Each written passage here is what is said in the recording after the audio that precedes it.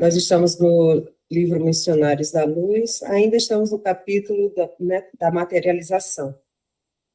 E nós paramos nessa parte em que estava acontecendo um fenômeno em que Alencar estava materializado numa reunião, numa casa espírita. E o André, aí nós paramos nessa parte aqui. Na verdade, a gente parou um pouco mais abaixo, mas eu resolvi voltar para ficar melhor, para a gente entender, lembrar. Perplexo ante o fenômeno, indaguei. Mas essa força nervosa é apenas propriedade de alguns privilegiados na Terra? Não, replicou Alexandre. Todos os homens a possuem com maior ou menor intensidade. Entretanto, é preciso compreender que não nos encontramos ainda no tempo de generalizar as realizações. Você sabe que este domínio exige santificação. O homem não abusará no setor do progresso espiritual, como vem fazendo nas linhas de evolução material, onde se transformam prodigiosas dádivas divinas em força de destruição e miséria. Isso vale muito, né? Só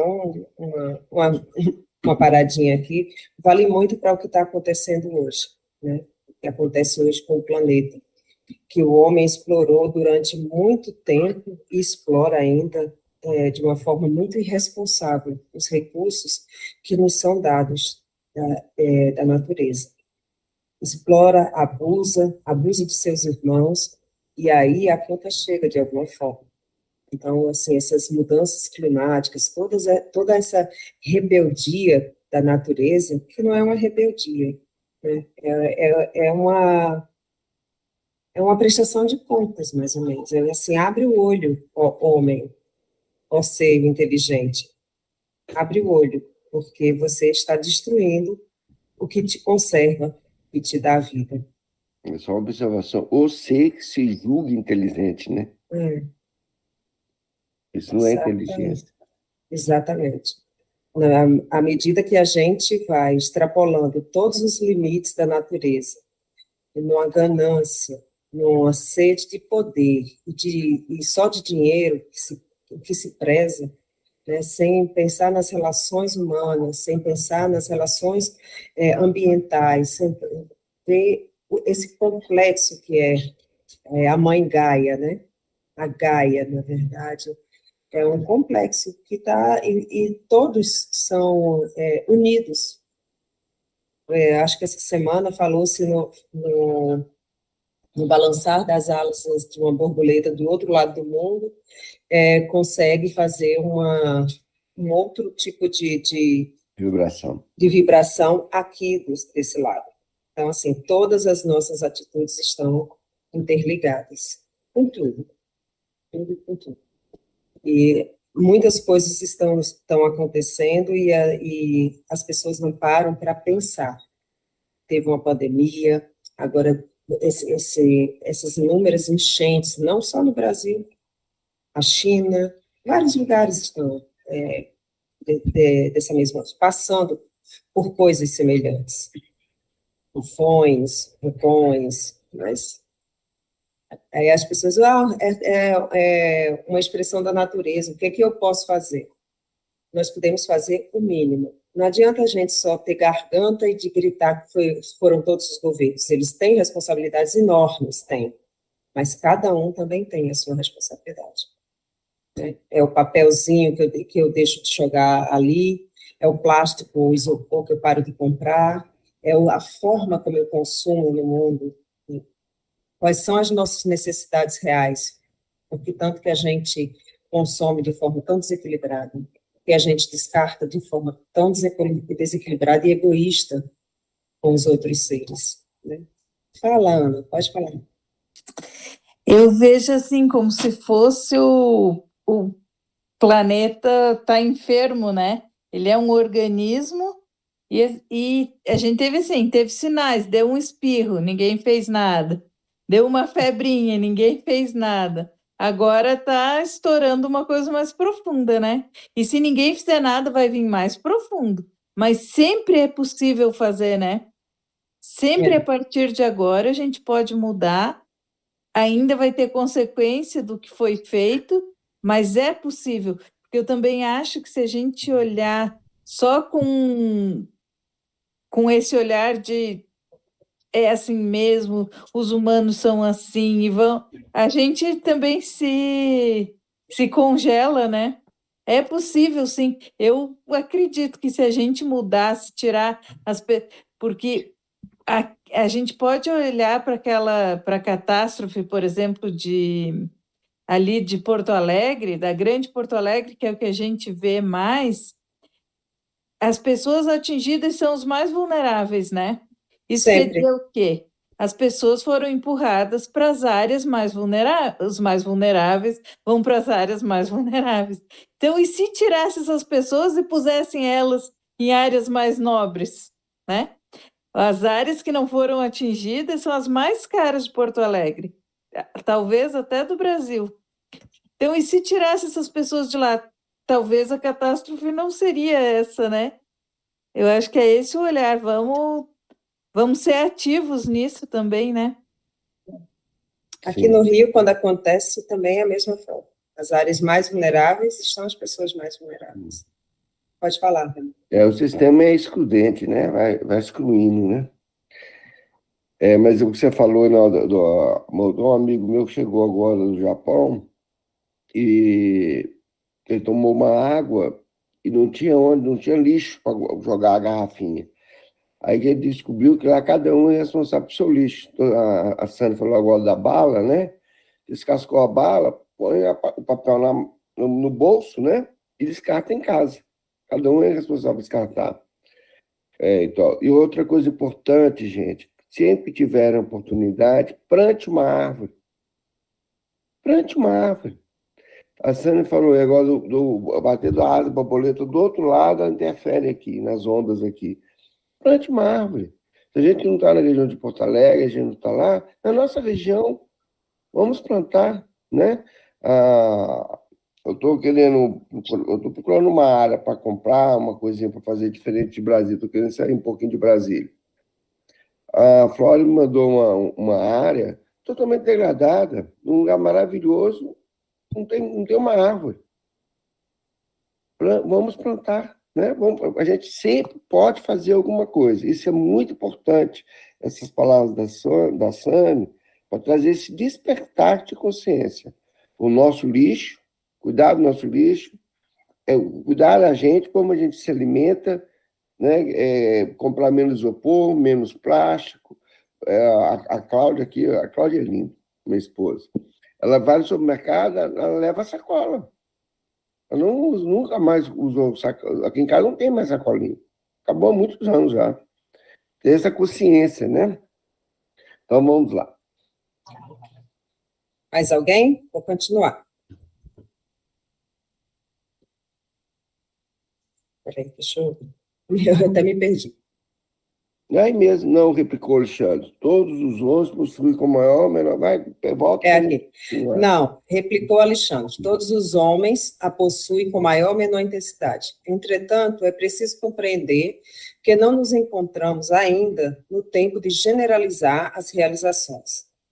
Você sabe que este domínio exige santificação. O homem não abusará no setor do progresso espiritual como vem fazendo nas linhas de evolução material, onde se transformam prodigiosas dádivas divinas em forças de destruição e miséria. Meu amigo, neste campo, deixa eu só botar para cá, senão não consigo subir. Meu amigo, neste campo de realizações sublimes, a que nos sentimos ligados, a ignorância, a vaidade e a má-fé permanecem incapacitadas por si próprias, traçando fronteiras de limitação para si mesmas. Impressionado com as maravilhas sob meus olhos, notei que, ao apelo de Alencar, com o concurso generoso de Calimério, materializavam-se mãos e flores, à maneira de mensagens afetuosas para os assistentes da reunião. Reinava grande alegria entre todos, com exceção do Sr. P., que revelava intraduzível mal-estar. sob controle direto de vários trabalhadores espirituais que lhe neutralizavam a nociva influência. Depois de maravilhosos minutos de serviço e júbilo, com significativas demonstrações de agradecimento a Deus, terminaram os trabalhos da noite, cooperando todos nós para que a médium fosse perfeitamente reintegrada no seu patrimônio psicofísico. Meu coração transbordava de contentamento e esperança. Todavia, era forçoso confessar que, para tamanhas manifestações de serviço e tão sublimes bênçãos, era muito reduzido o entendimento dos encarnados. É interessante quando ele fala, porque foi feito todo um trabalho de materialização. Junto com essa médium, o Alencar se materializou, para que fossem projetados todos esses elementos, né, tão sublimes. E aí eles falam assim, né, era muito reduzido o entendimento dos encarnados.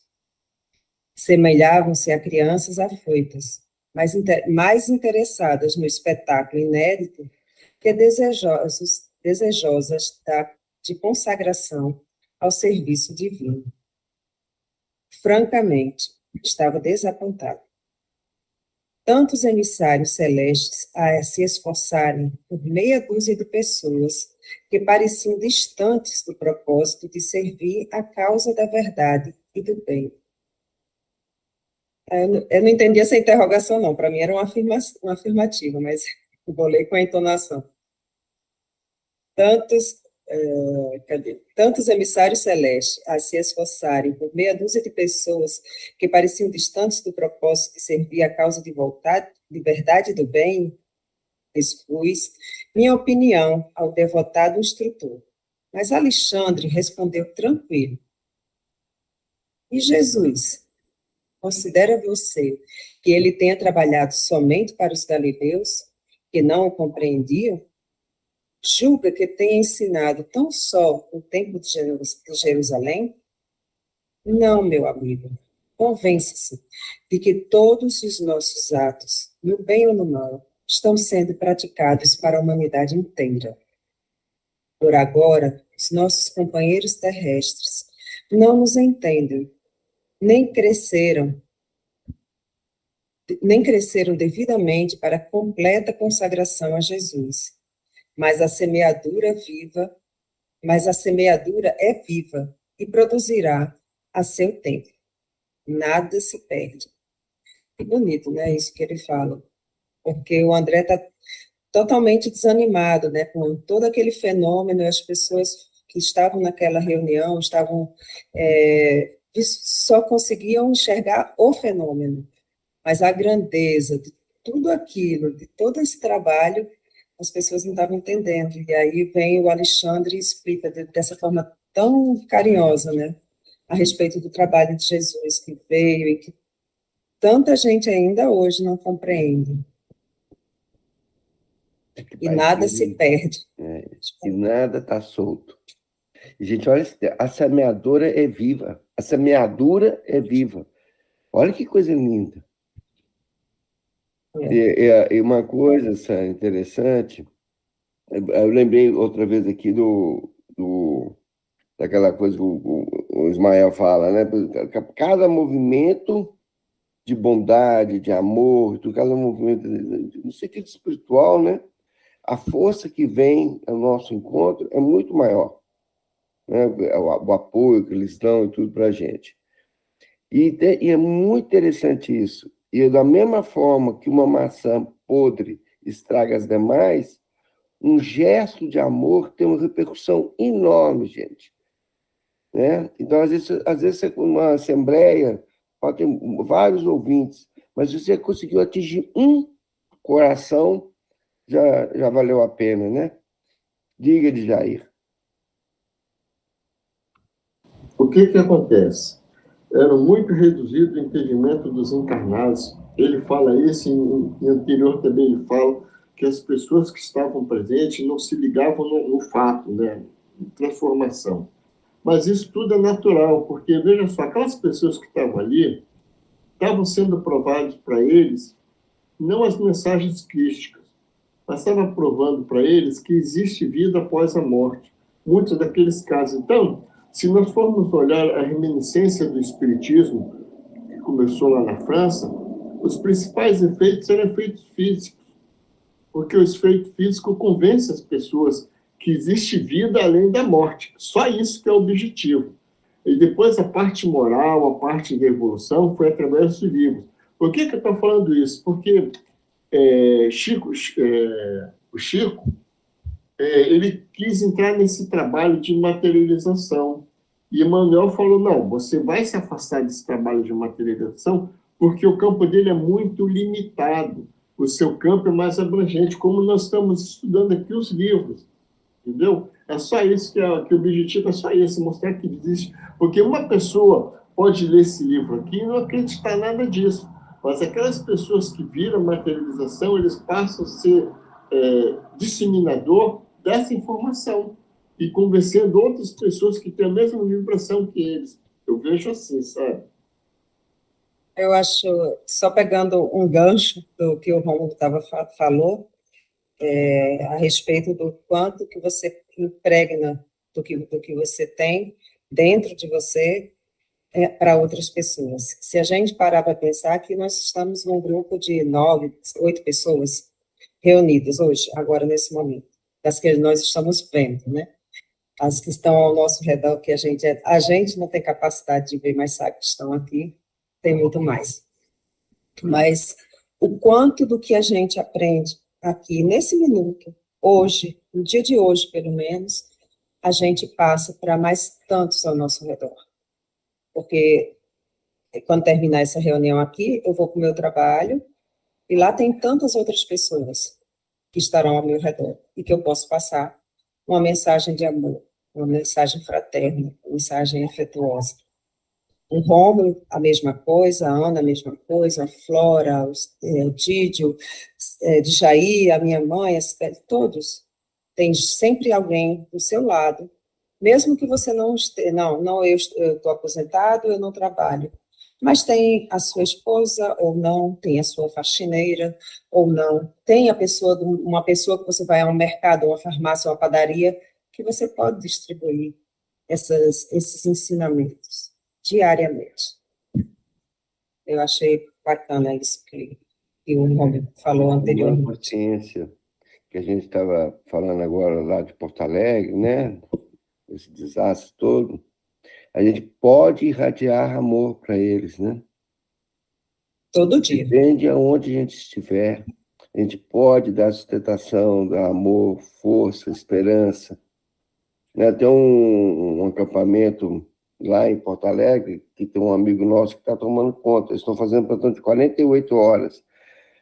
E de domingo para segunda, uma senhora teve um infarto fulminante e veio a óbito. Então, porque o que aconteceu? Primeiro, eles deram graças a Deus que estavam vivos, né? E agora estão todos ali com a consciência que tudo perderam, né? E convivendo, porque crianças são 80 crianças, gente. Animais, são mais de 40 animais, porque as pessoas não querem deixar os seus animais, né? E vive numa situação assim, muito difícil, porque tem muita gente usuária de droga, gente morador de rua, gente de todos os níveis vivendo e convivendo juntos. É uma experiência, vocês conseguem imaginar, né? Então, primeiro, agradecer que estão tendo essa experiência, nada é por acaso, a gente acabou de falar isso, né? Agradecer que estão vivos e estão tendo essa oportunidade. Quem tiver melhor, ajudar ao outro que está em menos condições e dar conforto psíquico, né? É muito importante para todos eles conseguirem se realimentar. E a gente pode fazer isso através da radiação, através desse trabalho que nós estamos fazendo aqui. Exato. Eu acho que a gente sempre pode ajudar de alguma forma, mesmo que não seja financeiramente. Nem todo mundo consegue ajudar financeiramente, mas se você mantiver um pensamento, uma prece, um olhar diferente, mais amoroso, mais afetuoso, em direção àquela região, ou às pessoas, ou a qualquer coisa que seja, você já muda a sintonia e a vibração que está ao seu redor e que está também na região. Sim.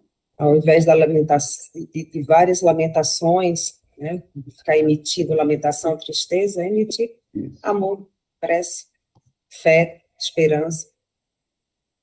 Isso aí. Continua.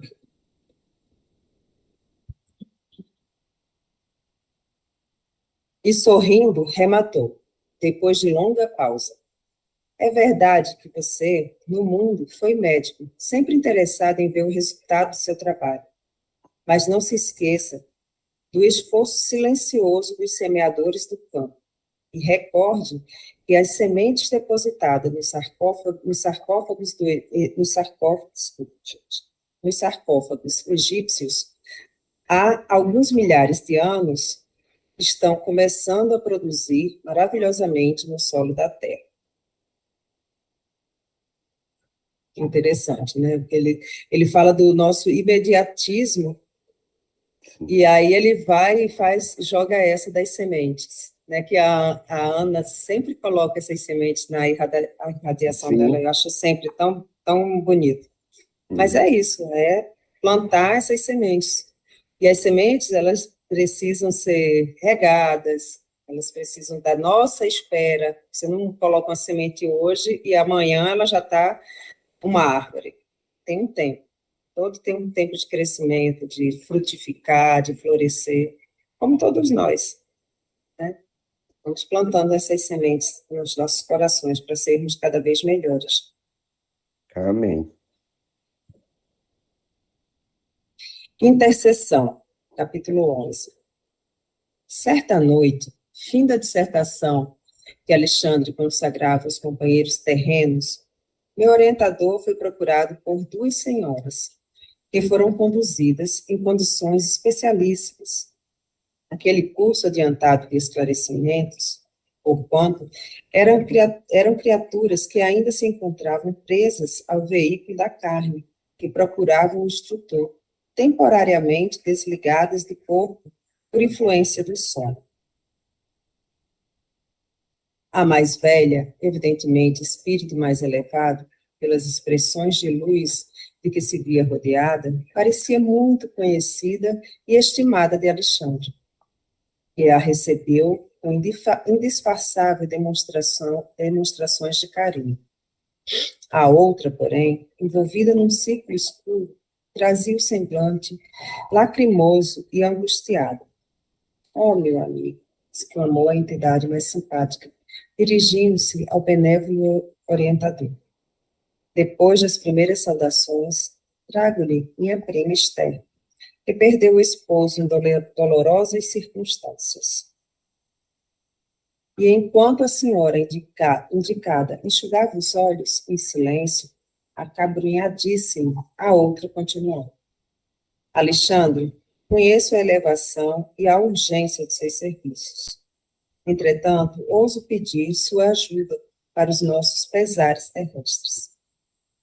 Se houver absurdo em nossa rogativa, desculpe-nos com o seu coração clarividente e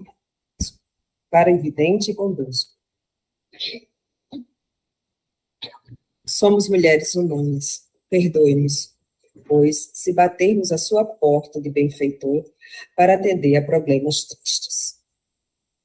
Etelvina, minha amiga, falou o instrutor, com uma entonação de ternura. Em toda parte, a dor sincera é digna de amparo. Se há sofrimento na carne, existem eles também aqui, onde nos encontramos, sem despojos grosseiros, em todos os lugares, devemos estar prontos à cooperação legítima. Diga, portanto, que deseja e ponha-se à vontade. Ambas as senhoras demonstraram-se aliviadas e passaram a conversar calmamente. Etelvina, satisfeita, apresentou então a companheira, que começou a relatar seu doloroso romance. Casara-se fazia 12 anos, com o segundo noivo que o destino lhe reservara, esclarecendo que o primeiro, o qual amara muito, suicidara-se em circunstâncias misteriosas. A princípio, preocupava-se intensamente com a atitude de Noé, o noivo primeiro, bem amado de seu coração. Todavia, o devotamento de Raul, o esposo que o céu lhe enviara, conseguira desfazer-lhe as mágoas passadas, edificando-lhe a ventura conjugal, com amoroso entendimento. Havia recebido 3 filhinhos da providência divina, e viviam em harmonia completa. Raul, conquanto melancólico, era dedicado e fiel. Quanta vez a desejara balsamizar em vão as chagas recônditas. O companheiro, todavia, nunca se lhe revelara plenamente. Apesar disso, a existência corria-lhe venturosa e calma, no santuário de mútua compreensão. Não obstante, porém, viverem para o desempenho das sagradas obrigações domésticas, apareceram-lhe inimigos ocultos que lhe haviam subtraído a felicidade. Raul fora assassinado inexplicavelmente. Amigos anônimos recolheram-lhe o cadáver na via pública, trazendo-lhe à casa terrível surpresa. Eu sei que já está quase na hora, mas vou só terminar aqui para não ficar no meio da história. Deixa eu voltar. Tinha ele o coração varado por um tiro de revólver, que, embora encontrado junto do corpo em sangue, não lhe pertencia. Que mistério envolvia o hediondo crime? Diversos populares e policiais acreditavam tratar-se de suicídio, tanto assim que todas as diligências de justiça criminal se encontravam interrompidas. Entretanto, em sua convicção de mulher, admitia o assassino. Que motivos conduziriam um homem probo e trabalhador ao suicídio sem causa? Por que se mataria Raul, quando tudo lhes era favorável? Vou ter que parar aqui mesmo.